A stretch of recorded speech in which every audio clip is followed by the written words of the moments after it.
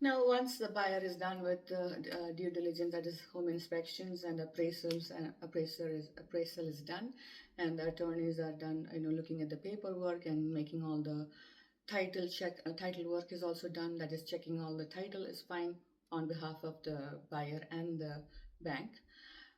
It'll be now for the bank to approve the mortgage and issue a clear to close for the buyer in case of a finance deal. In case of a cash deal, we don't have to wait for mortgage contingency or clear to close.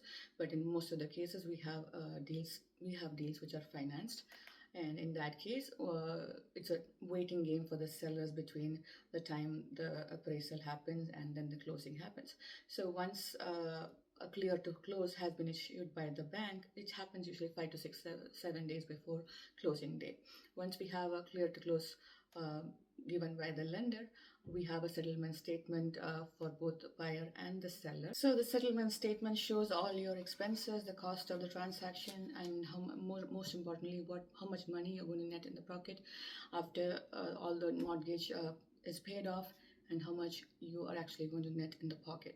So all this details of the expenses incurred by the seller as well as by the buyer will show up on the settlement statement. We'll go through the settlement statement together and make sure everything is correct.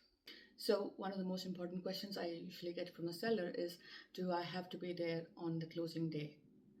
No, you don't have to be, because once we have the settlement statement from the lender, once we go over those, once you go over those statement and you see, you agree with all the things what you see on the statement, you sign those documents. Once those documents, this closing disclosure statement is signed, it is sent to the buyer's attorney, and on the closing day, the buyer sign a bunch of mortgage papers, and their paperwork is done.